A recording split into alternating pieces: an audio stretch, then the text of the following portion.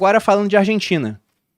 Para quem não conhece a Argentina, a história da Argentina, melhor dizendo, é até curioso citar que a Argentina foi um país desenvolvido. Um dos mais ricos do mundo no começo do século XX. Rica até no nome, né? A Argentina vem de Argentium, que é a prata na tabela periódica.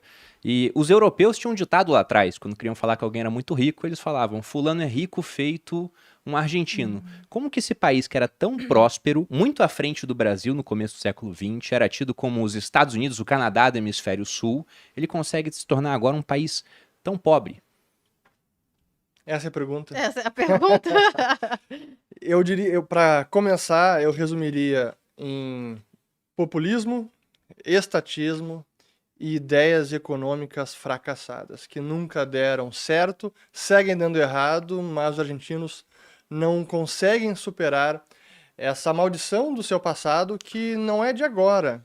Quando a gente analisa a história argentina, eu diria que a derrocada da Argentina inicia lá na década de 30 com Perón, com aquelas políticas de realmente foram 40 anos praticamente depois da década de 30, onde o mote foi Estado como promotor do crescimento, vários setores nacionalizados, petróleo e gás, setor bancário, setor industrial, ferrovias.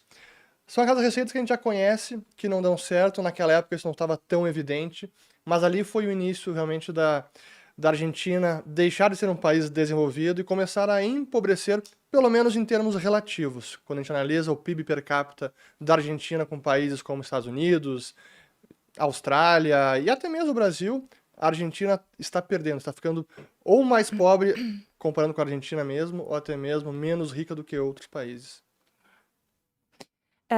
Você citou muito bem, Fernando, a questão do peronismo, né? Porque antes da década de 30, pelo fato da Argentina ter sido um país rico, na verdade, a Argentina era responsável por mais de 50% do PIB per capita da América Latina. Tinha mais reservas de ouro do que a própria coroa britânica. Então, assim, a gente está dizendo aqui sobre uma realidade que talvez fique imaginável, né?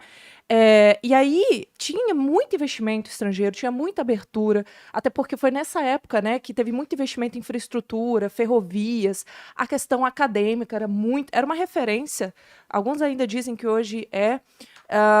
E depois veio o peronismo, né? Lembrando que a Argentina também passou por vários golpes de Estado, resultando em 5 ditaduras, e o Perón foi um dos que conseguiu subir no poder através de algumas revoltas dessas, e ele começou ali a quebrar tudo isso, a estatizar, a expulsar empresas estrangeiras, a fechar o país, e consequentemente ali a gente já sabe que entrou a parte também do sindicalismo, ele tem muita identificação com a Itália fascista, o Japão fascista, até mesmo com a Alemanha nazista no sentido das ideias socialistas que ele teve, da questão trabalhista, aumento de sindicato. Então, tipo, de 1940 para 1950, a quantidade de sindicatos ali foi de 400 mil para 3 milhões, uma coisa assim, inimaginável. A gente sofre aqui com em torno de 5 mil. 3 né? milhões de sindicatos? Sim. Inimaginável. Então, assim,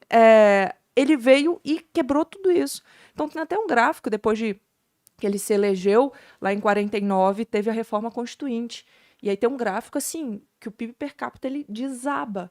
Então, ali foi o primeiro pontapé para destruir. Depois tem muita história ainda, né? As sementes da maldição econômica argentina e social, né? Porque esses efeitos econômicos são efeitos sociais, no fim das contas. Eu acho que tem início ali mesmo.